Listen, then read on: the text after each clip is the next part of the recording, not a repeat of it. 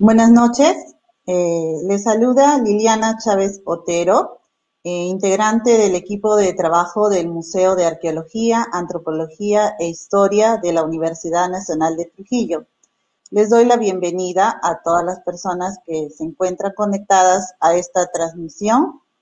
Hoy, miércoles 3 de marzo, damos inicio al ciclo de conferencias denominado Juntos en la Ruta del Saber, Educación, Cultura y Arte.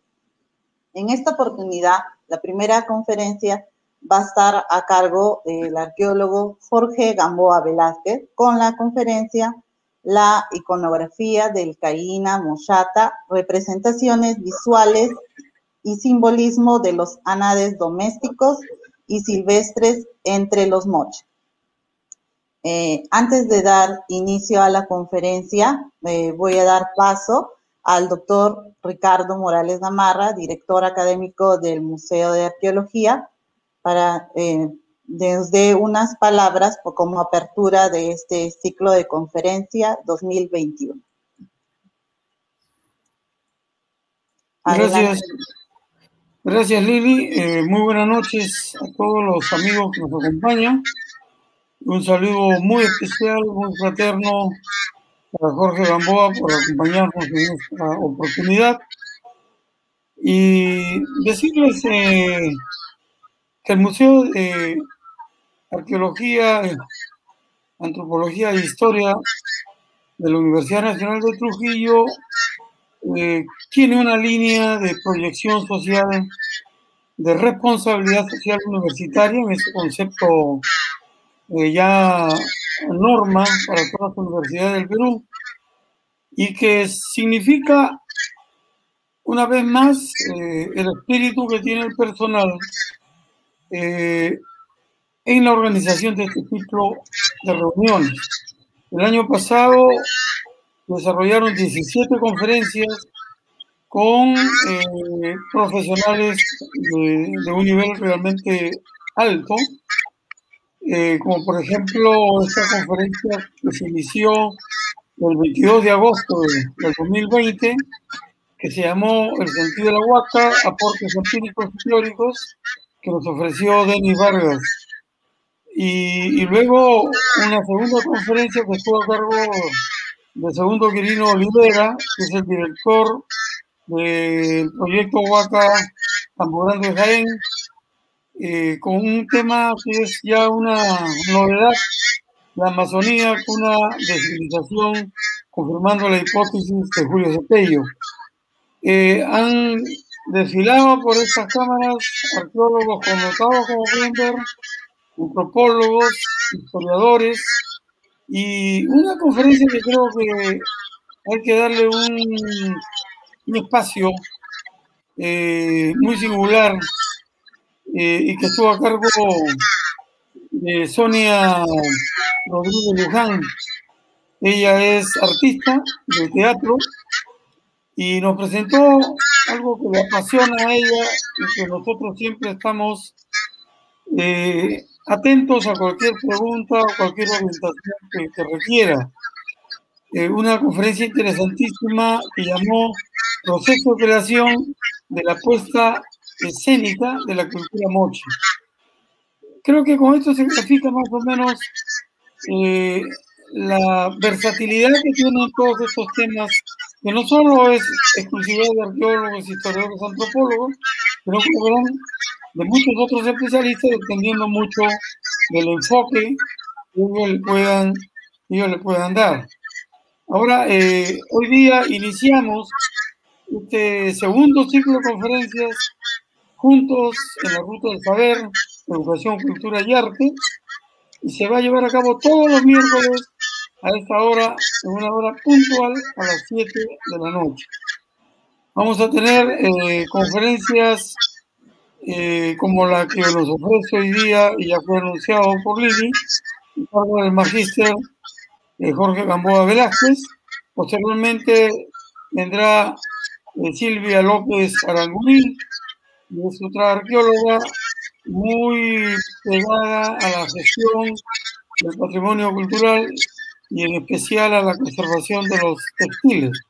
Y así en realidad vamos a tener una serie de posibilidades todos los meses, todos los miércoles a las 7 de la noche. Sean formalmente invitados y por favor no se olviden de pasar la voz a los amigos, a los colegas, para que disfruten y sobre todo nos ayuden a cumplir con un objetivo que es básico: compartir el conocimiento científico. Esa es una cuestión muy importante que los museos tienen que desarrollar en todos los niveles.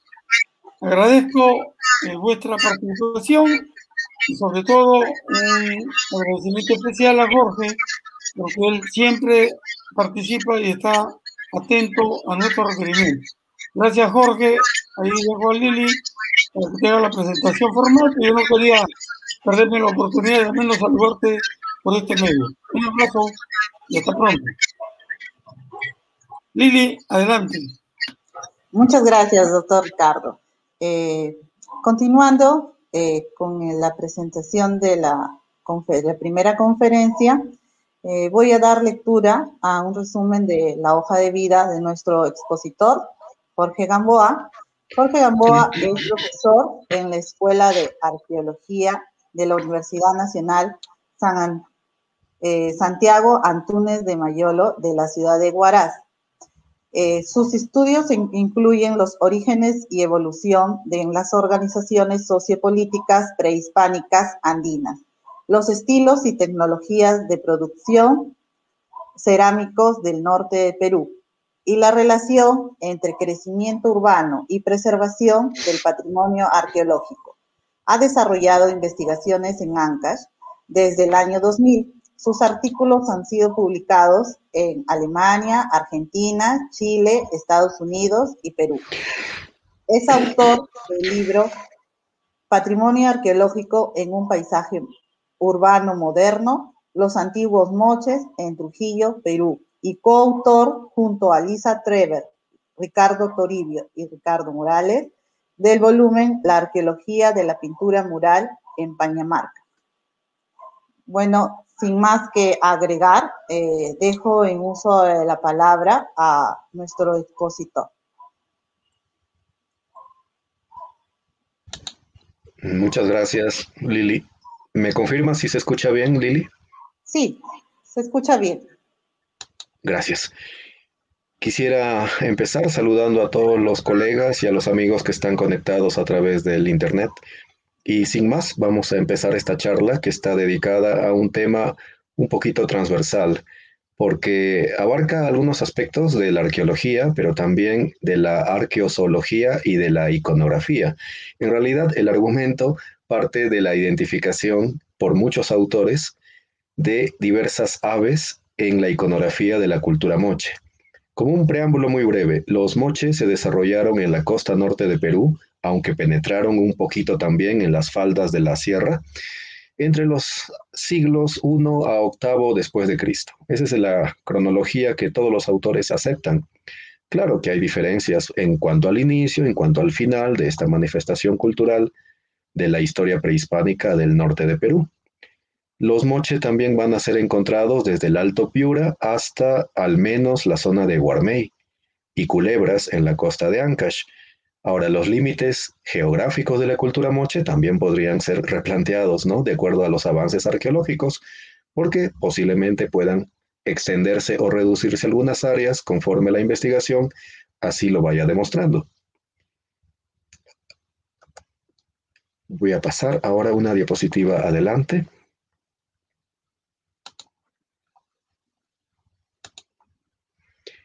La iconografía de los patos, o técnicamente los anades, es un tema muy complejo que nos va a llevar a hablar un poquito de biología, un poco de arqueología y bastante de organización social. Partamos del tema biológico. Los anades, o los patos como decimos comúnmente, conforman un género que está incluido dentro de una familia y un orden biológico. Esto es un poco complejo, pero me gustaría explicarlo. Dentro de los vertebrados están mamíferos, aves, reptiles, anfibios y peces. Las aves tienen su origen en la era secundaria, aproximadamente en el Jurásico. Eso es más de 100 millones de años atrás. Ya para la era terciaria, el Mesozoico, las aves están plenamente desarrolladas y evolucionan de una manera sorprendentemente rápida. Ahora, las aves de las cuales vamos a tratar en este momento, los anades, pertenecen a un orden en particular, el orden Anatidae. Luego se van a encontrar familias y subfamilias, géneros y especies, decenas y decenas de especies de anades. Los Cairina moscata, que son los patos moche o los patos propios de la costa norte de Perú, pertenecen a un género en particular, el género Cairina, que está diferenciado de los otros patos domésticos que proceden más bien de Europa y Asia, el platirrincos. Habiendo señalado estos rasgos generales biológicos, procederemos ya un poco más adelante en la ponencia a hablar de las relaciones entre los seres humanos y estos animales domésticos. Varios aspectos se van a presentar allí: la crianza en cautiverio, la domesticación y el consumo y manipulación de estos animales, actividades económicas que están asociadas con la crianza de estos seres vivos, la normalización de la subordinación, donde los animales quedan sujetos a la voluntad del ser humano y no al revés, y la construcción de jerarquías, jerarquías que primero están en el orden de la sociedad humana, pero que se van a extender hasta incluir a diversas especies del reino animal. Los anades son muy numerosos a nivel global y no todos han sido domesticados. En la imagen podemos ver dos que nunca han sido domesticados, uno del Ártico y otro de Asia, el Sarquidiornis melanotos.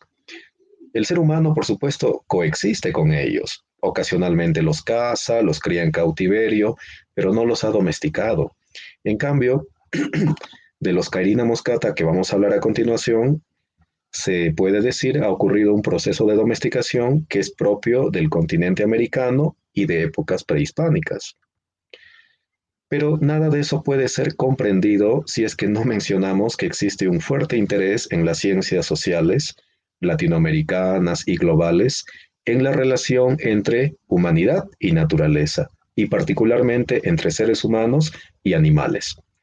Esto ha sido objeto de enfoques teóricos por décadas. Sin embargo, hay en los últimos 20 años un interés bastante renovado sobre todo esto. Eso incluye perspectivas teóricas, por ejemplo, del animismo, el perspectivismo y la etnología multiespecies. Hay muchos autores que están tratando sobre eso, pero en esta diapositiva el público puede observar algunos de ellos: Philippe Descola, Carlos Fausto, Haraway, Kirsky, Hemrich, Viveiros de Castro, el famoso antropólogo brasileño. Solamente son algunos de los que han examinado la relación naturaleza-cultura humana y han visto desde distintos ángulos teóricos y conceptuales cómo el ser humano se articula con el mundo animal para dominarlo, complementarlo o finalmente interactuar en miles y miles de formas no siempre coincidentes. La sociedad moche de la que partíamos es una de las muchas sociedades o culturas prehispánicas objeto de estudio por la arqueología peruana o la arqueología latinoamericana, y tiene algo que lo define. Su cerámica es sumamente didáctica respecto al mundo material, expresa muchos rasgos de la sociedad, pero también de la naturaleza, y eso es lo que nos interesa particularmente esta noche. Cómo la naturaleza es reflejada en la arcilla, con la cual se producen estas vasijas a través de el molde y la manipulación de la pasta cerámica. El Museo de Trujillo, en el cual estamos esta noche cordialmente acogidos, tiene una colección de gran valor de cerámica moche y de otras culturas prehispánicas de la costa norte peruana. Pero hablemos particularmente de los moche. En esta imagen el público podrá apreciar diversas piezas cerámicas moche, pero son piezas cerámicas particulares porque sobre todo son representaciones escultóricas con pintura que fueron utilizadas al final de sus vidas de uso como ofrendas funerarias. Se debate si estas vasijas son creadas exclusivamente para ser objeto de ofrenda funeraria. Yo creo que hay ambas posibilidades. Algunas sí se producen para ser enterradas al momento de fallecer una persona, pero hay otras que se utilizan en vida de las personas y eventualmente se quiebran y se descartan. Los arqueólogos, las arqueólogas cuando excavan áreas habitacionales, también pueden encontrar fragmentos de estos materiales cerámicos en los pisos, capas de relleno y a veces también en las capas de acumulación de basura. Así que pensemos en materiales cerámicos, funerarios, algunos y otros no necesariamente funerarios, pero siempre con una fuerte connotación ritual.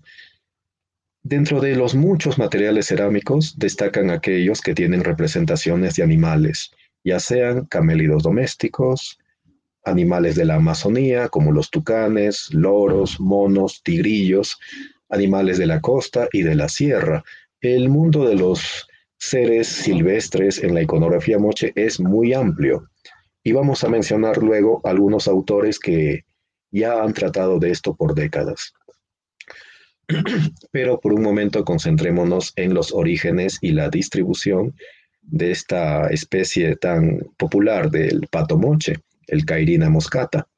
Los orígenes cronológicos y evolutivos de la especie Cairina moscata radican en el periodo del Plioceno y el Pleistoceno. Eso es más o menos unos 5 a 2 millones de años atrás en el pasado.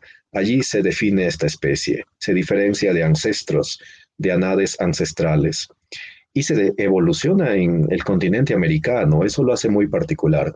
Su hábitat natural eran las tierras bajas y cálidas, tropicales, lluviosas de Sudamérica. El autor Enrique Angulo, un biólogo que se interesó en el tema, publicó en el año 1998 un artículo muy bueno, muy interesante, Interpretación biológica acerca de la domesticación del pato criollo o Cairina moscata, en el boletín del IFEA. Y se señalaba ya en este trabajo que probablemente, correlacionando datos sobre todo etnológicos y arqueológicos, que la zona de domesticación del Cairina moscata habría sido el sur de la Amazonía y la región del Chaco, es decir, un territorio básicamente en 3 repúblicas, Brasil, Bolivia y Paraguay. Y eso nos podría sorprender porque el pato este está presente en la costa peruana, pero no necesariamente nace allí como especie, ni tampoco nace allí como animal doméstico.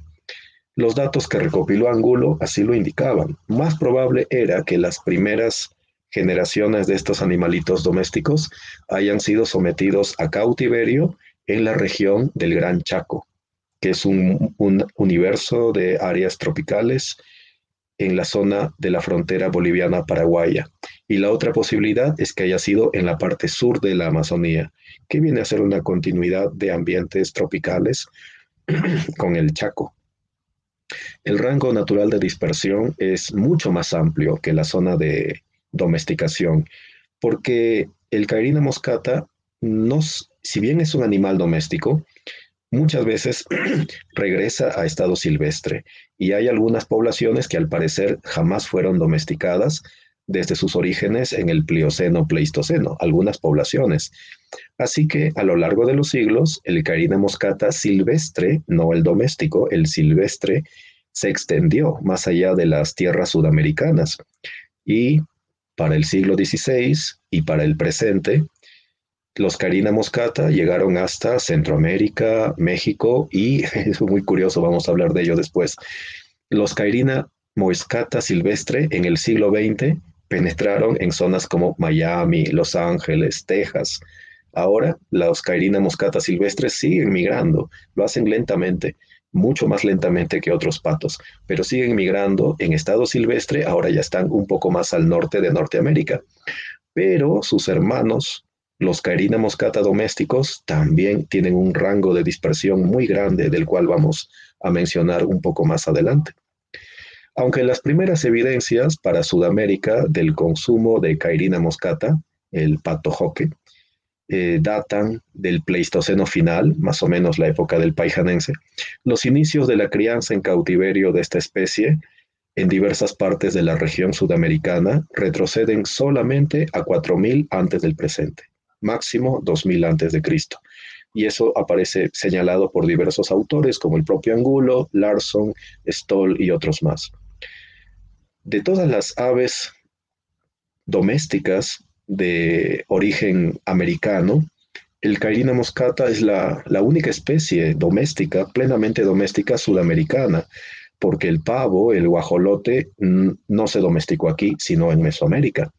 Esto ya nos muestra la importancia de esta especie. Los inicios de la relación entre los seres humanos y los anades en los Andes centrales aún no son del todo claros. En los Andes centrales, es decir, los Andes del Perú. Y esto es especialmente evidente si comparamos la información disponible para Perú con la información disponible para países como Panamá, Ecuador, Venezuela y Bolivia respecto a la domesticación inicial del Cairina moscata. Hay una serie de autores que han tratado el tema ya, y aquí simplemente presento sus nombres. Algunos son de origen latinoamericano y otros son de origen europeo. Tenemos ahí las obras de Driesch y Hutteter, Larson y otros, Heiko Prumers y Wilma Winkler, Peter Stoll, Michael Muse y Florencio Delgado. Cada uno de estos investigadores, en las publicaciones que estamos viendo ahí en la diapositiva, han examinado algunos aspectos de la domesticación más temprana, más antigua del Cairina moscata, pero cada uno de estos casos es en países que no corresponden a Perú. Por ejemplo, Peter Stahl, en el año 2005 nos publica un artículo donde analiza la osteología del Cairina moscata y lo hace básicamente en cuanto a restos arqueológicos de la zona del Guayas, en la costa del Ecuador, la zona de Guayaquil, en lugares arqueológicos prehispánicos como Peñón del Río, Jerusalén, se encuentran restos de Cairina moscata, es decir, del pato doméstico sudamericano, que datan entre más o menos 200 antes de Cristo hasta 1000 después de Cristo. Eso es un poco sorprendente porque podríamos pensar que el Cairina moscata fue domesticado en el arcaico, es decir, más o menos 4000 a 1800 antes de Cristo, y parece que no es domesticado tan temprano en los Andes centrales. Posiblemente fue domesticado más temprano en la zona del Chaco o en el área de Venezuela. Eso todavía está en debate. Hay mucho por debatir al respecto. El primer caso identificado de consumo del Cairina moscata con claridad así absoluta es en el territorio boliviano. Porque si bien se pueden encontrar huesos de estos animales, es probable que correspondan a Cairinas moscatas silvestres, los cuales estaban en muchas partes de Sudamérica. Pero en el caso boliviano, en el sitio Pailón, que queda en la provincia de Santa Cruz, arqueólogos alemanes como Heiko Prumers y otros encontraron una gran cantidad de restos óseos de Cairina moscata. Y esa se consideró tal vez la muestra osteológica más amplia de Cairina moscata existente hasta el presente, para épocas prehispánicas en Sudamérica. Pero, curiosamente, también en Bolivia, algunos años luego, en el sitio de Loma Salvatierra, en la provincia del Beni, se hallaron más restos de Cairina moscata, en un lugar que data más o menos de 600 a 1400 después de Cristo, junto con otras especies de anades, en este caso silvestres, como el Anas specularoides.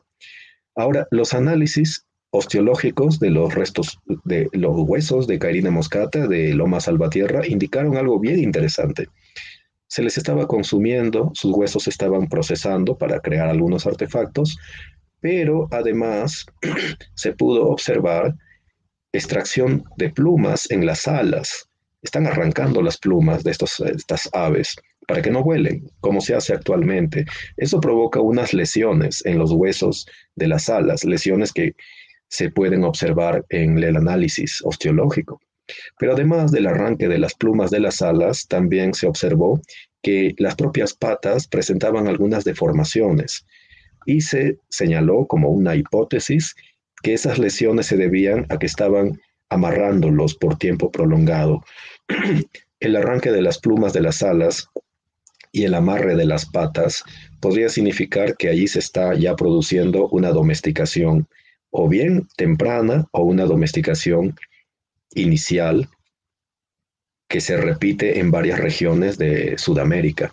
Los pobladores de Loma Salvatierra habrían obtenido ejemplares de Cairina moscata a través de la cacería, pero también de intentos ya de crianza en cautiverio junto a las casas, a las viviendas. Estas dos prácticas indican formas diversas pero confluyentes de domesticación temprana de esta especie animal. Ahí estamos observando el mapa de Bolivia y las áreas de procedencia de estas muestras antiguas de Cairina moscata, que o bien ya era doméstico o estaba en proceso de domesticación. Para el Perú todavía faltan algunos reconocimientos de la especie de este tipo, como vamos a mencionar luego. Las evidencias zooarqueológicas del Cairina moscata, pero para el territorio moche. La arqueozoología de patos en el área moche ha sido algo difícil de caracterizar, algo difícil de identificar. Varios autores así lo han señalado y a pesar del paso de los años, esa situación se mantiene más o menos vigente. Se cuenta con el registro de huesos de Cairina moscata en Loma Valverde, esto es en Piura, Pampa Grande, en Lambayeque, y se cuenta también con el registro de huesos de anas, solamente a nivel de género, pero no de especie, en Virú, en el sitio Grupo Gallinazo, y en Huaca Colorada, en Jequetepeque. La comparación entre la arqueozoología de la costa norte peruana y los Andes bolivianos revela una diferencia notable. Esta situación podría indicar varias cosas. Diferencias en los rangos de las especies animales explotadas para dieta y subsistencia, pero también podría demostrar que los materiales orgánicos de los proyectos arqueológicos de la costa norte peruana no todos han sido analizados por especialistas, todavía quedan muestras ahí, seguramente que deben ser objeto de análisis por personas capacitadas en el reconocimiento de la arqueofauna y sobre todo de la familia Anatidae. Y eso es cierto, porque muchos proyectos, sus restos orgánicos, no los envían a análisis o no forman especialistas para el estudio taxonómico de dichos restos. En el caso de Huacas de Moche, el proyecto de la ciudad de Trujillo, el proyecto emblemático para el periodo Moche de nuestra ciudad de Trujillo, se han reportado restos óseos de anades en espacios que habrían servido para festines, es decir, consumos de alimentos a gran escala, festines familiares o comunitarios. En Huacas de Moche se han encontrado los restos de anades en dos áreas residenciales, el bloque arquitectónico 4 y el conjunto arquitectónico 44. Allí se reporta huesos de patos en contextos domésticos, residenciales. En ambos casos, estos restos aparecen en áreas de preparación de comida y bebida, lo que permite suponer que esas aves fueron parte de los propios alimentos consumidos en esas reuniones públicas o privadas. Y esa información afortunadamente ya está disponible para la comunidad arqueológica a lo largo de los últimos años. Las otras especies de aves consumidas en estos conjuntos arquitectónicos son también regionales, como por ejemplo el huanay, ¿no? El Phalacrocorax bungambili, el huanay o cormorán.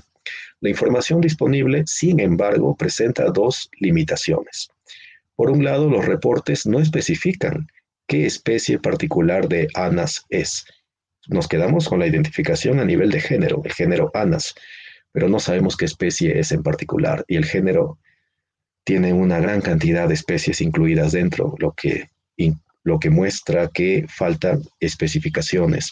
Se identifican solamente a nivel de anas SP y tampoco se señala si hay patologías o huellas de corte que indiquen formas de manipulación de los animales durante su crianza o durante su procesamiento ya para convertirlos en alimento humano. Ahora vamos ya a pasar un poco del ámbito biológico y arqueozoológico a la cuestión iconográfica, pero eso no sería posible sin antes ver a los animales propiamente dichos. Esta fotografía fue tomada en la localidad, en la ciudad de Nepeña, en el valle del mismo nombre, años atrás, en el corral de Joques de un amigo, Germán Yupton, quien lamentablemente falleció el año pasado.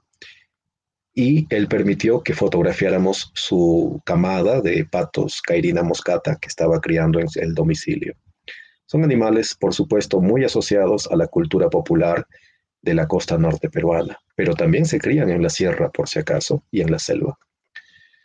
Esta foto, muy hermosa, corresponde a la fotógrafa profesional de la vida silvestre Shirley Freire Mauni, de la ciudad de Lima.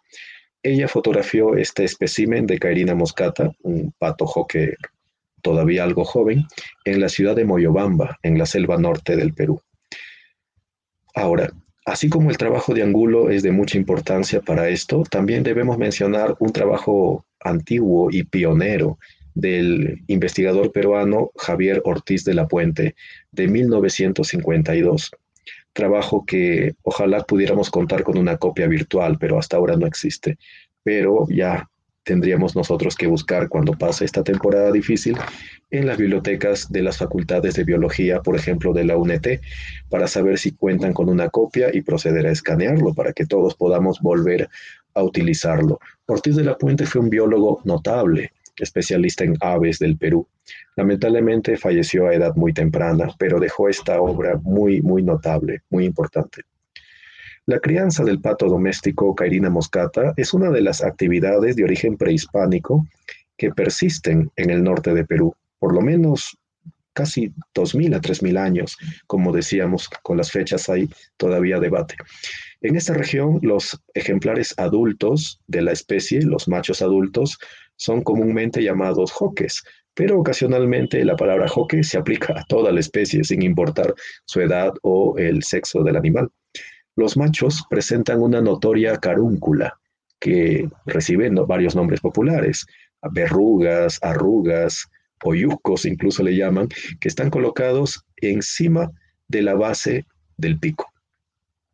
Estas carúnculas o prominencias rugosas son en los machos mucho más grandes que en las hembras adultas. Asimismo, los machos presentan un penacho de plumas en la parte sagital del cráneo. Y ese penacho se yergue cuando el animal está en estado así muy activo. Estos animales son alimentados con vegetales procedentes de la cocina o especialmente recolectados para ese fin, y suelen ser mantenidos en el patio de las viviendas o en proximidad a fuentes de agua, cisternas, canales, pozas, fuentes de agua naturales o artificiales. Los patos domésticos en la época moderna son privados de la capacidad de volar mediante el corte o el simple arranque de las plumas remeras de sus alas. Y como ya mencionábamos para Loma Salvatierra de Bolivia, eso deja lesiones en los huesos de las alas. Tras ese paso, el arranque o corte de las plumas de las alas, estas aves ya están incapacitadas de volar y entablan con sus dueños una relación de dependencia, pero ocasionalmente fugan y a veces retornan por voluntad propia. Son seres sumamente dinámicos estos animales. Y cuando están en estado silvestre, son cazadores también. Como vemos en esta imagen, ellos son capaces de atrapar peces por cuenta propia. Así que a veces cuando pueden escaparse de caza, del corral, sobreviven con facilidad en estado silvestre.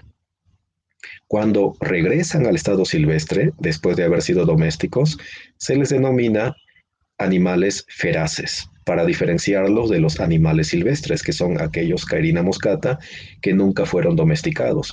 Entre los Cairina moscata silvestres y los Cairina moscata domésticos hay diferencias. Los domésticos suelen ser, por lo normal, más grandes. Los silvestres tienen el plumaje totalmente oscuro, mientras que los domésticos tienen un plumaje que puede variar muchos tonos, desde oscuro completo hasta moteado, blanco y oscuro. Pero los silvestres siempre son muy oscuros y son más pequeños y más esbeltos. Son muy, muy ágiles en la selva, en el campo o en el área donde ellos sobrevivan en estado silvestre. Los feraces son intermedios porque después de varias generaciones pueden volver a ser domesticados con cierta facilidad.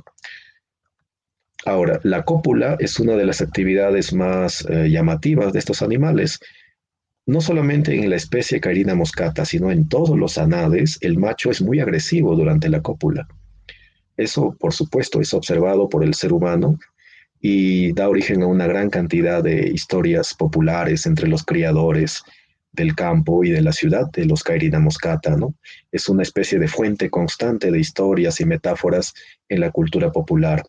Pero esta conducta agresiva del macho durante el cortejo y la cópula se repite en los otros anades de los que vamos a hablar ahora. Se repite constantemente, es algo así inherente a este grupo de géneros de patos domésticos y silvestres. Y como ya decíamos, estos son animales muy dinámicos, se adaptan a muchos ecosistemas diferentes, ya sea en condiciones domésticas o en condiciones de estado silvestre o feraz. Esta imagen de una amiga criadora de Cairina moscata en los Estados Unidos, en Massachusetts, nos lo muestra claramente. Ahí están, esta foto es de apenas un mes atrás. Muy felices ellos en plena nevada, en plena área cubierta de nieve, a una temperatura por debajo de 0 grados centígrados. Se desarrollan con presteza, siempre y cuando tengan alimento, abrigo y algo de cuidado de sus criadores. En estado silvestre, sí, ya no pueden desarrollarse libremente en zonas tan frías. Más bien buscan áreas cálidas. Pero en estado doméstico, mientras tengan un buen corral, ellos pueden vivir en zonas muy al norte de los Estados Unidos y del Canadá. Como están viendo en esta imagen, se adaptan con facilidad a climas tan fríos, cosa que nos sorprende, porque en sus orígenes evolutivos y en los orígenes de su domesticación son de territorios tropicales. A través de los años logré publicar 2 artículos enfocados en este tema. El primero, dedicado particularmente a la iconografía y la arqueología de los anades en la cultura moche, y el segundo, dedicado a los criadores modernos de Cairina moscata, tanto en Perú como en otras partes del continente. Este dibujo que aparece en la parte superior de la imagen corresponde a Ortiz de la Puente, la obra que mencionábamos anteriormente. Nos mostraba, y este es el dibujo del propio Ortiz de la Puente, quien además de científico era un gran artista, nos mostraba las diferencias en la apariencia del Cairina moscata, el pato doméstico sudamericano, y los patos silvestres, por ejemplo, el Anas georgica. Y abajo tenemos las fotografías reales y pueden ver no solamente la calidad del dibujo de Ortiz de la Puente, sino la diferencia muy, muy fuerte, muy marcada entre los adultos de estas especies. El Cairina moscata, el pato joque sudamericano, tiene la verruga grande, técnicamente la carúncula encima del pico y la cresta de plumas en la parte sagital del cráneo. En cambio, el Anas georgica y otros más carecen totalmente de la verruga o carúncula y no muestran cresta de plumas. Así que vamos a ver algunas figuras más, un ratito. Estas son fotografías de especies silvestres como el Merganetta armata, el pato de los torrentes. Al igual que el Anas georgica, ustedes pueden ver que no hay verruga sobre el pico, en la zona nasal, no hay ninguna carúncula y tampoco hay cresta en la parte sagital del cráneo. Así que se puede diferenciar ya a partir de la morfología de estas especies, los que son domésticos o Cairinas moscatas y los silvestres de muchas especies. Aquí hemos visto solamente 2 de esas especies. Pero aquí necesitamos ver más de ellas. Tenemos el Anas bahamensis, el Anas discors, el Anas georgica, lo vemos por segunda vez, y el Anas platalea o pato pico de cuchara. Ninguno tiene cresta en la cabeza, cresta de plumas, y ninguno tiene la gran carúncula en la región nasal del pico. Ahora, sí hay diferencias entre ellos, por eso se estableció taxonómicamente que corresponden a distintas especies. También hay diferencias en cuanto al rango de hábitats. El Anas bahamensis es muy común, por ejemplo, en Cajamarca, en los humedales de Cajamarca, tanto de áreas norteñas de Cajamarca como en las zonas sureñas de esa región altoandina. Pero también se le encuentra con bastante frecuencia en los pantanos, en los humedales de Piura, Lambayeque, La Libertad, el área costeña de Chimbote y hasta los humedales de Lima. Es un animal que tiene un rango muy amplio en la costa peruana, pero que se desplaza. Al igual que las otras especies de anades silvestres que estamos viendo acá, el Anas bahamensis es totalmente migratorio. Incluso puede estar en una etapa del año en la Tierra del Fuego o en la parte del Chaco. Meses después puede estar en la zona costeña del Perú o en Cajamarca, y un poco más tarde va a estar, por ejemplo, en la costa caribeña de Venezuela y Colombia. Son animales migratorios. Se les ve durante las tardes y las mañanas volar de humedal en humedal, migrando así durante todo el transcurso del año para alimentarse, reproducirse y mantener su ciclo vital. Ellos no han sido domesticados. En cambio, el Cairina moscata sí fue domesticado y ya no migra, salvo que escape del control humano, salvo que escape del corral, desarrolla nuevamente sus plumas remeras y vuele. Pero siendo mucho más grande que estos, migra a un ritmo más lento porque su vuelo tampoco es tan sostenible como el de estas especies, que son bastante pequeñas y muy dinámicas y ágiles en el aire. El Cairina moscata puede volar. No es difícil encontrarlo en la cima de un árbol, pero cuando vuela lo hace generalmente de una manera menos extensiva que estas especies completamente silvestres. Ahí vemos otro, el Dendrocygna autumnalis. Ahí lo ven en plena acción de vuelo. Este más bien habita la Amazonía peruana, pero ocasionalmente llega a la costa del Perú.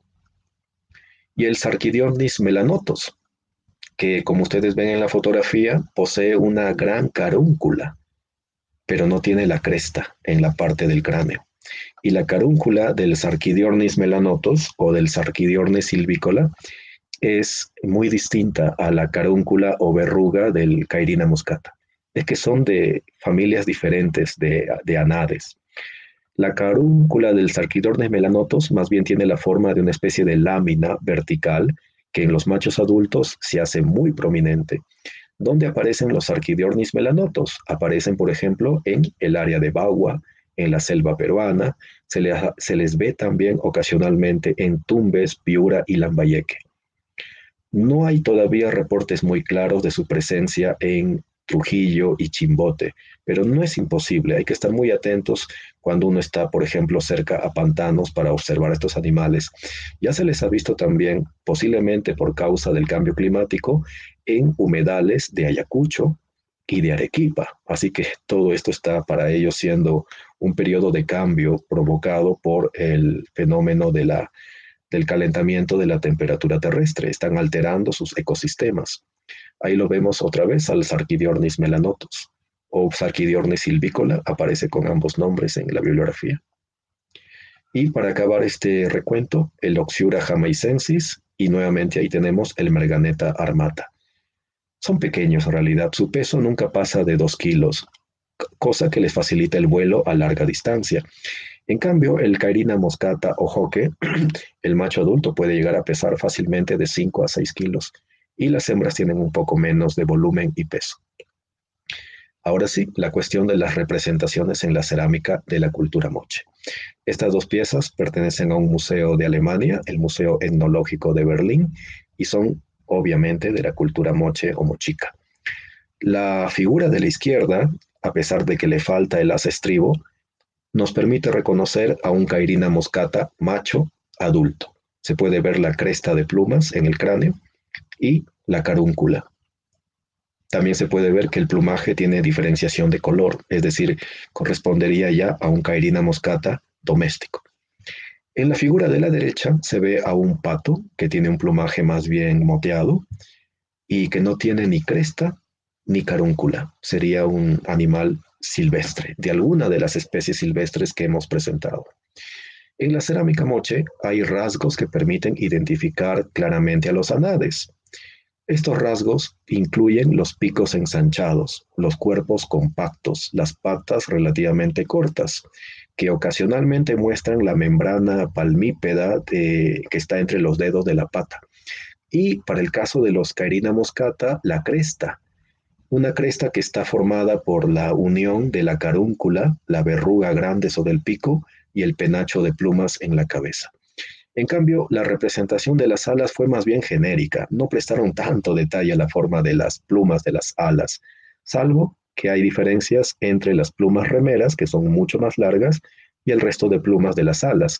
Pero esa diferencia aplica también para otros tipos de aves, como por ejemplo las falcónidas. La convención pictórica más empleada para mostrar la cabeza de estas aves remarcaba la apariencia espatulada, en forma de espátula, del pico.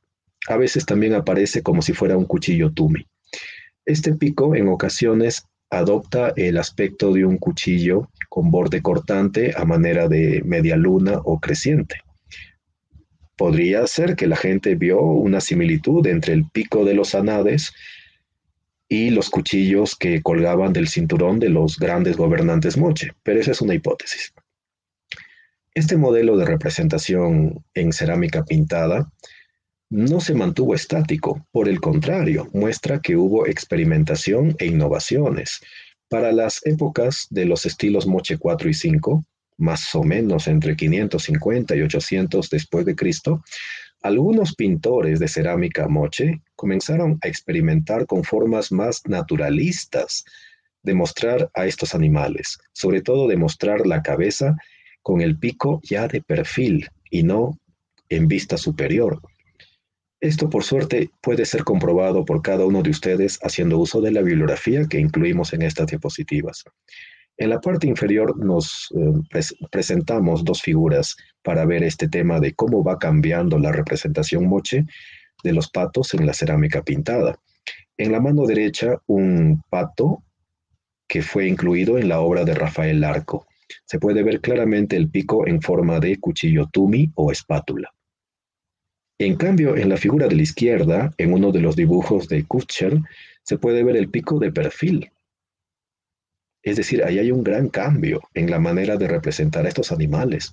Es como si algunos pintores moche estuvieran buscando mayor naturalismo, mayor realismo, y como si estuvieran tal vez explorando la posibilidad de establecer sus propios criterios de categorización entre estos animales. Eso también nos podría llevar a muchas preguntas alternativas, ¿no? ¿Hasta qué punto se puede hablar de una, entre comillas, zoología prehispánica? Pero eso será tema de otra discusión. Dentro de la propia iconografía moche, encontramos figuras de anades, tanto en cerámica pintada como en cerámica escultórica. En estas vasijas del Museo Larco podemos ver en la botella de acestribo, se ve a un Cairina moscata macho adulto, por la presencia de la carúncula y la cresta de plumas sobre la cabeza. En los cántaros que están al costado, que lo vamos a ver un poco más amplios al final de la presentación, los anades no tienen carúncula ni cresta, entonces serían silvestres, es la primera idea que se presenta al respecto. Y por ahí vemos también en una esquina la vinculación de los machos adultos con la guerra. Ahí encontramos la panoplia, ¿no? La suma del escudo con la porra de las poblaciones moche. Ahora vamos a examinar algunos casos en particular de vasijas para saber si son los domésticos Cairina moscata o sus primos silvestres y migratorios. Estas fotografías de la izquierda, que fueron cedidas muy amablemente por el profesor Ricardo Morales y por el doctor Santiago Uceda, nos muestran a un ave que presenta en la parte de la cabeza dos círculos en relieve. Algunas veces esta vasija ha sido identificada como la representación de un animal que no corresponde a un anade. Se demuestra, sin embargo, en la comparación con las fotografías, que a pesar de la estilización de esos dos círculos, sería la carúncula y la cresta de plumas en el área sagital de la cabeza. Así que estamos allí frente a una vasija que corresponde, casi con total probabilidad, a un Cairina moscata, a un macho joque. Y la famosa vasija de Huaca de la Luna, excavada por Ricardo y por Santiago décadas atrás, del pato guerrero. Todavía en algunos medios, sobre todo de difusión masiva, se señala simplemente pato, sin especificar claramente a qué familia taxonómica pertenece. Si lo comparamos con las fotografías de Cairinas moscatas, definitivamente no es. Ya Angulo, en 1998, había lanzado la hipótesis de que se trataba del Anas platalea, el pato pico de cuchara. Ahora, la coloración de esta vasija, el color negro, no necesariamente responde al color de la especie real. Puede que aquí haya un grado de estilización en el color del cuerpo del animal. Pero Angulo tenía razón. Por la dimensión del pico se trataría de un Anas platelea, pero de ninguna manera se trata de un Cairina moscata. Esta vasija, cuya imagen fue proporcionada cortésmente por el programa arqueológico El Brujo y por el colega Regulo Franco, nos muestra a un probable sacerdote con un animal entre sus brazos. Si vemos a esta ave que está siendo sujetada por el ser humano, no tiene la cresta de plumas y tampoco tiene la carúncula, así que se trataría de un pato, pero de un pato silvestre. ¿De cuál de las muchas especies silvestres? Ahí sí estamos frente a un problema. Es difícil saber si se trata de un Anas bajamensis, de un Oxyura, de cualquier otra de las especies de las cuales hablábamos antes. Es difícil saberlo. Pero lo cierto es que es un animal silvestre, y siendo un anade silvestre sería también migratorio, probablemente de estos patos silvestres que ocasionalmente se pueden avistar en Chicama, en los humedales del Charco, Santiago de Cao, que están así pasando por la costa norte. No se trata de alguna forma del Cairina moscata, que es un anade doméstico, estacionario, que está bajo el control del ser humano la mayor parte del tiempo. En estas vasijas del proyecto El Brujo, se puede ver que se repite el motivo del pato siendo controlado por un oficiante religioso. En esta segunda vasija también se observa algo así. Estas vasijas del proyecto arqueológico El Brujo repiten el motivo del hombre sujetando a un pato, a un anade, pero la vestimenta de los personajes varía. Se podría tratar tal vez de diferentes categorías de individuos que están realizando actividades de carácter ritual en el complejo arqueológico El Brujo, y particularmente en el área de Huacacao. Esta segunda vasija nos muestra a un individuo que también lleva a un pato silvestre entre sus brazos. No se trata de que está manipulando un Cairina moscata doméstico, sino está manipulando a un animal silvestre. Y siendo silvestre se abren pues una serie de aspectos diferentes. Se trata en principio de un animal migratorio. Se trata de un animal que no está sometido a domesticación, que no soporta la vida en cautiverio. Ahora, ¿por qué estos, entre comillas, sacerdotes de Cao están manipulando estos patos? No lo sabemos. Ahí faltan algunos estudios adicionales. ¿Se trataría tal vez de ofrendas? No, no se sabe. En Zipán, el doctor Walter Alba y su equipo, hace ya décadas, registraron las orejeras de oro con mosaico de piedras de patos, venados y seres humanos con atributos de guerreros y jefes políticos. Nos interesa particularmente las orejeras que tienen figuras de anades. Lo que podemos observar allí es que no tienen cresta ni carúncula y por lo tanto serían también anades silvestres. Es probable. O podría tratarse de una representación muy estilizada de joques. Pero la segunda posibilidad no tiene mucha fuerza. No hay rasgo alguno de que en estos dos mosaicos de piedra y las orejeras de metal del señor de Zipán se haya insinuado la presencia de una carúncula o de una cresta de plumas. La mayor posibilidad es que se trate de patos silvestres, aunque no podamos definir si es Anas bajamensis, Anas platalea u otra especie más, pero son silvestres, como en el caso de Huacacao y el caso de Huaca de la Luna.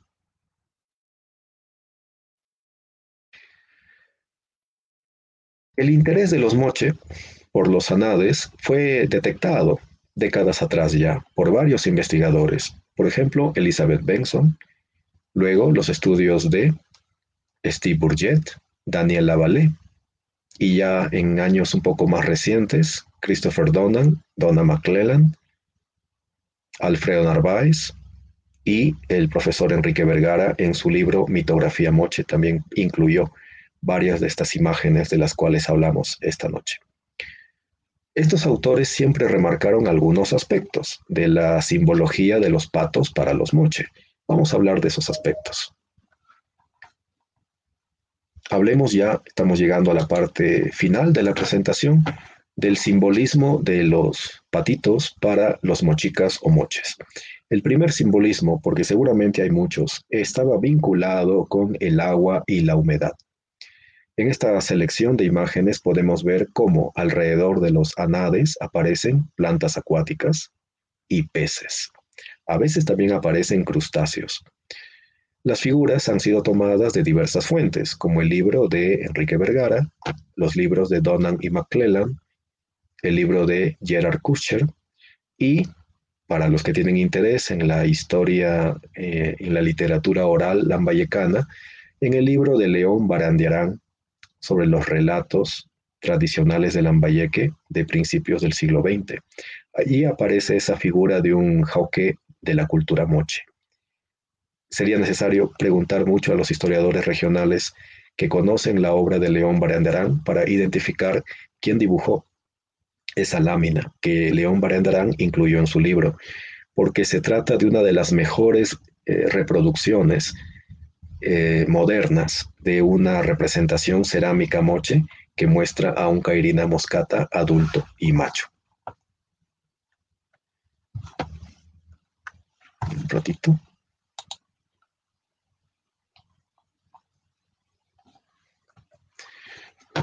Esta vinculación con el agua es totalmente evidente, cosa que Alfredo Narváez también remarcaba en su publicación sobre las mitologías lambayecanas. Aquí vemos por un lado los humedales o pantanos de la costa peruana, y por el otro lado vemos las escenas moche donde los anades, ya sean domésticos o silvestres, están siempre buscando el agua y se convierten en realidad en símbolos de la presencia de agua. ¿Pero qué agua? ¿El mar? No necesariamente, aunque haya peces. Podría tratarse, como lo muestran las fotografías de al lado, de pantanos y humedales, donde hasta el día de hoy aparecen los anades, pero aparecen sobre todo los anades silvestres y no los domésticos. Los domésticos, por su reclusión en el área humana, suelen estar alejados de los pantanos, suelen estar concentrados en los corrales, y lo que nos muestra la iconografía es vinculación con el área silvestre, con los pantanos, lagunas, estuarios, etc. Esto nos abre más preguntas que seguramente algunos investigadores en el futuro podrán intentar resolver. ¿Qué especies predominan más en la iconografía moche? ¿La especie doméstica, el Cairina moscata, o las especies silvestres? ¿Y qué especies silvestres están siendo representadas? Son preguntas que deben ser tratadas por mayores investigadores. Ya para finalizar la presentación hablaremos del cuerpo animal dominado. Los animales, tanto silvestres como domésticos, suelen aparecer en el mundo visual, en la iconografía moche, como seres, entre comillas, libres, pero que bajo un análisis más cuidadoso están siendo controlados por el ser humano de una manera directa o indirecta. Las orejeras del señor Zipán nos mostraban a este par de anades silvestres, pero cuando estaban en uso, como lo muestra la vasija que está en la parte superior de la diapositiva, obteníamos ya no un grupo de dos animales, sino un grupo de tres seres vivos, el ser humano en el centro y los anades en sus costados, dirigiéndose hacia él. Es decir, se formaba un triángulo de seres vivos allí. El ser humano en el centro, siendo atendido, acompañado por dos seres silvestres, que, como lo demostraba el caso de Huacacao Viejo, las vasijas identificadas por el equipo de Régulo Franco, esos mismos animales silvestres podían ser controlados o sometidos por oficiantes o sacerdotes. Si vemos las orejeras por separado, sin recordar que en el centro de ellas había un ser humano, un rostro humano, podemos perder de vista ese punto y pensar que son simples representaciones de animales libres, pero no es así, porque son representaciones de animales que, aún siendo silvestres, están bajo el dominio de un ancestro, un dios o un líder de una determinada comunidad humana. Aquí estamos viendo nuevamente una de las vasijas del programa arqueológico El Brujo, en la publicación de Régulo Franco y sus colegas. Allí se ve con claridad esto. El anade verdadero está siendo controlado por un oficiante religioso. Al costado tenemos la copia de una de las láminas de uno de los varios artículos de la doctora Elizabeth Benson dedicados a los moche, y se ve algo similar. Un personaje que parece ser más sacerdote que guerrero, por sus orejeras, tocado, vestimenta en general, que está llevando entre sus brazos a un tigrillo. Y ese tigrillo también es otro animal silvestre, no sometido a la domesticación conducida por el ser humano, pero que, al igual que la nade, aparece allí controlado, sometido por un individuo humano. El significado de esto lo vamos a discutir ahora en estos minutos finales.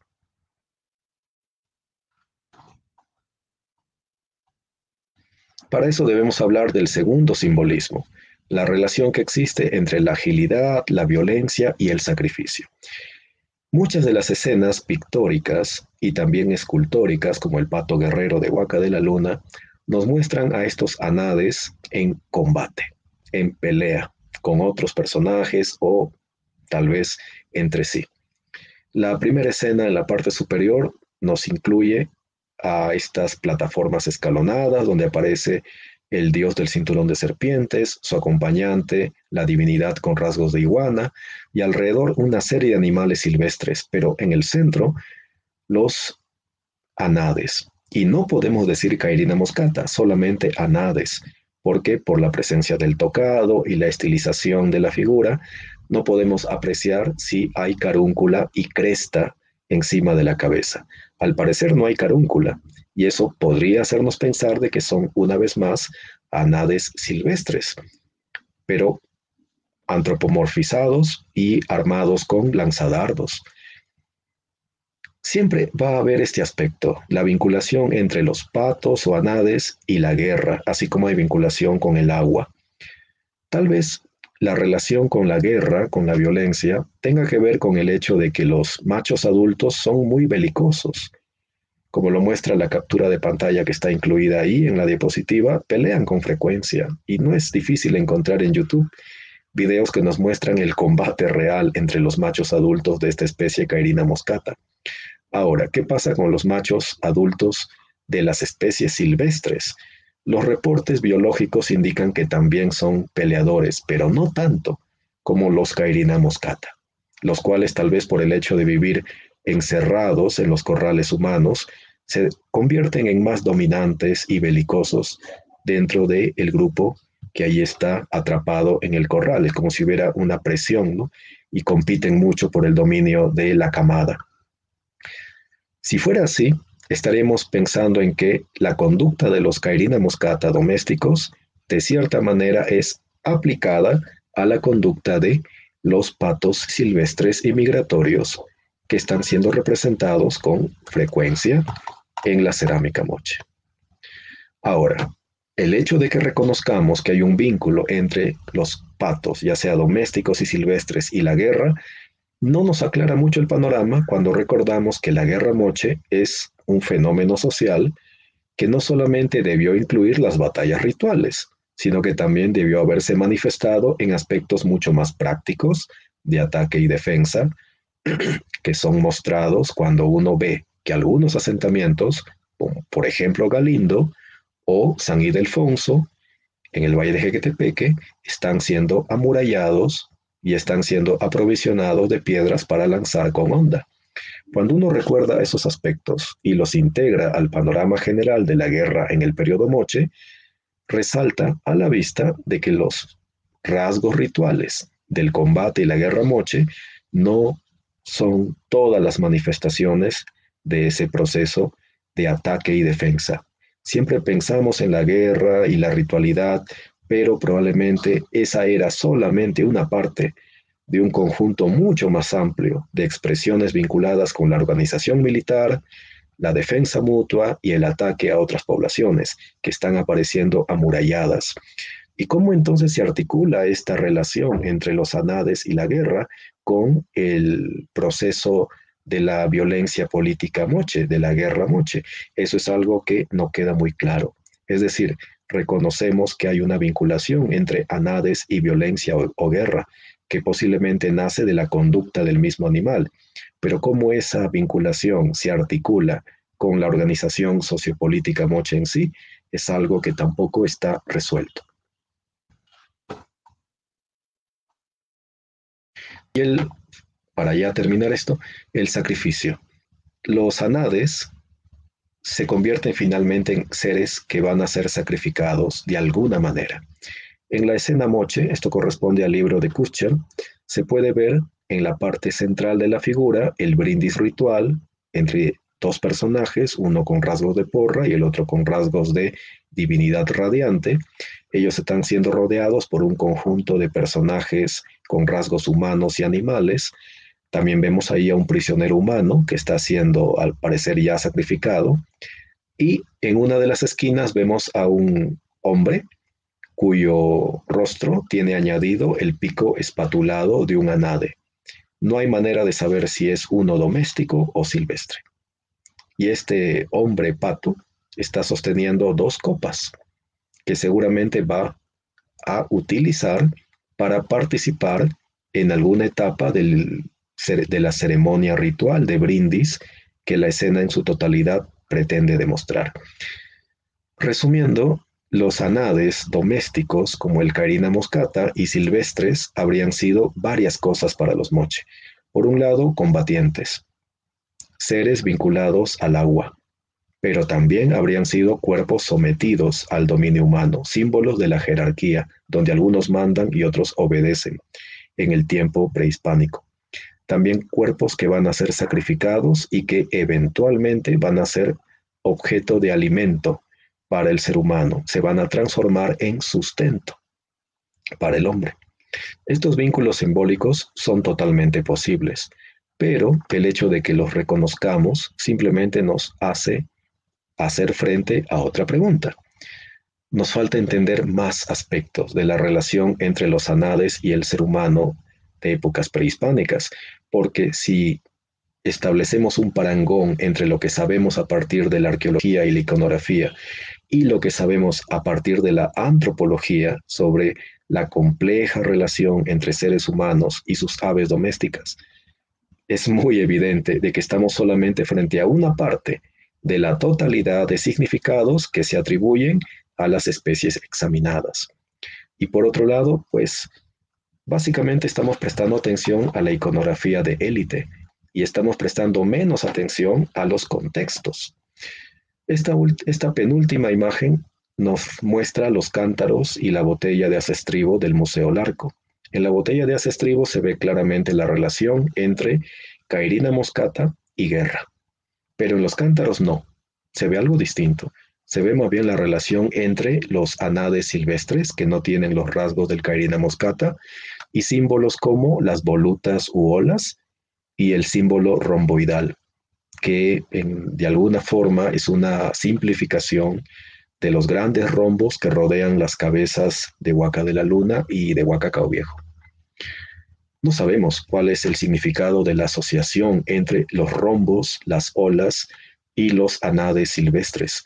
Yo consideraría posible que están haciendo una vez más alusión al agua, pero también al sacerdocio, a los aspectos de la organización sacerdotal de los moche.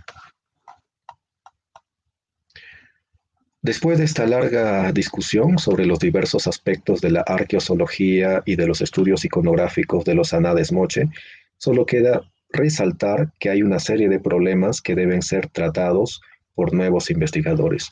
Por un lado, una escasa identificación de anades domésticos o silvestres en el registro arqueológico. Faltan más datos. Si lo comparamos con el caso boliviano o el caso ecuatoriano, estamos atrás todavía.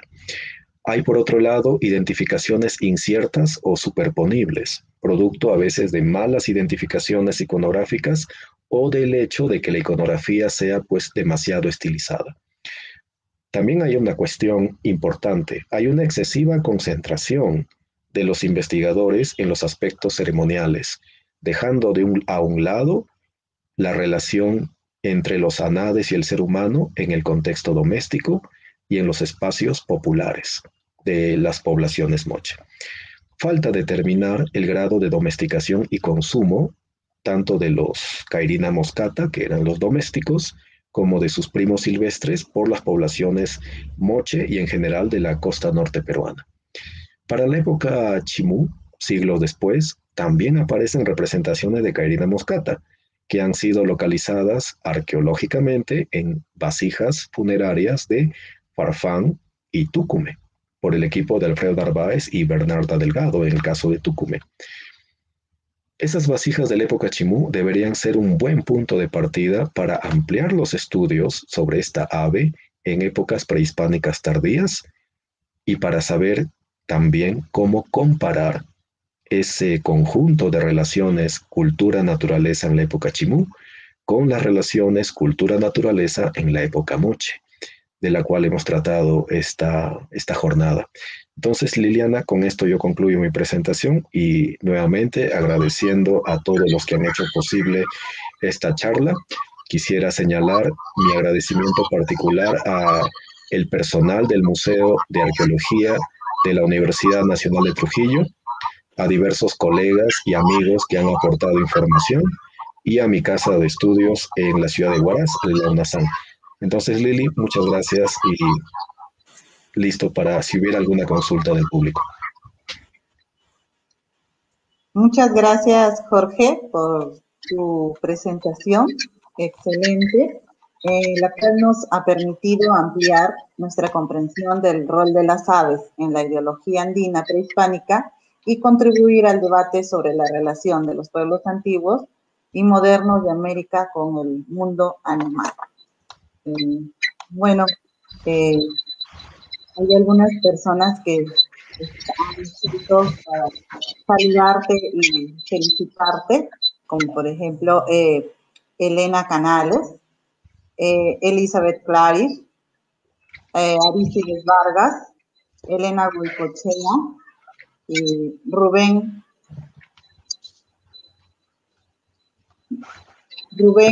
Mamani Escobedo, Silvia Margot Milla Ardiles nos escribe, nos dice, un tema muy interesante, Jorge, felicitaciones. Asimismo, Carmen Gamarra, Mars Jackson dice, saludos, Jorge, y felicitaciones. Saludos y gracias también a todo el personal del Museo de Arqueología. Valeria Roura también nos escribe, muy buena exposición. Elicia Velázquez, asimismo Lucho Moncada, y Luis Sánchez Mendoza nos dice felicitaciones, Jorge. Por último, tenemos un agradecimiento al arqueólogo Enrique Vergara Montero, nuestro director administrativo del museo. Nos escribe y dice, agradecemos de manera especial al arqueólogo Jorge Gamboa por su participación en este ciclo de conferencias, joven talentoso que a su temprana vida estudiante y académico pone en práctica su devoción, disciplina y dedicación al estudio e investigación responsable de la arqueología peruana. Nos sentimos orgullosos de tus éxitos y tu humildad, nuestro querido y admirado Jorge. Bueno, varias personas. También Víctor Porcuera, impecable presentación. Felicitaciones, Jorge. Christopher Herrera, excelente exposición. Creo que todos los comentarios muy favorables hacia tu persona, Jorge, y agradecidos por tu excelente presentación. Antes de dar por concluido esta conferencia, invitamos igual a todos los participantes todos los miércoles a las 7 de la noche continuaremos con este ciclo de conferencias. Asimismo, también los invitamos a suscribirse a nuestro canal de YouTube. Está como Museo de Arqueología, Antropología e Historia. En esta plataforma virtual van a poder encontrar los diferentes videos que hemos podido compartir de las conferencias que se han desarrollado en el 2020, así como otros videos, ¿no? Esta plataforma nos para poder generar como espacios de interacción con nuestros seguidores y para poder, creo, todos ser parte de este gran reto, ¿no?, que tenemos de valorar, proteger y promover nuestro patrimonio como lo venimos haciendo todo el equipo de trabajo del Museo de Arqueología. Maribel Velázquez también nos dice, excelente conferencia, felicitaciones Jorge y al equipo del museo y a su director, mi estimado amigo Enrique Vergara. Una vez más, muchas gracias Jorge y te dejo para las palabras finales. Muchas gracias Lili. Me gustaría finalizar recalcando mi agradecimiento a las personas que hicieron posible la investigación en los últimos años para las publicaciones. En el caso especial de ustedes, los miembros del Museo de Arqueología de la UNT, profesor Enrique Vergara, profesor Ricardo Morales, a Marisabel Paredes, a ti, Lili, a Nancy López y a Gustavo Pérez Honorio, quisiera expresar mi gratitud porque en varias ocasiones me recibieron tanto en la biblioteca como en los depósitos del museo para poder conversar, observar y finalmente establecer un diálogo muy productivo sobre los temas de la arqueología moche y peruana en general, que esperamos puedan haber sido de interés para el público. Si alguien del público quisiera una copia PDF de las presentaciones, por favor, simplemente se comunica para enviarles muy pronto. Así que gracias y hasta una nueva oportunidad. Muchas gracias, Jorge. Bueno, por último, invitarlos una vez más para el próximo miércoles a las 7. Continuamos con nuestro ciclo de conferencias y tenemos como invitado al arqueólogo Augusto Bazán Pérez con la conferencia del complejo arqueológico El Brujo. Muchas gracias a todas las personas que se han conectado en esta transmisión. Buenas noches.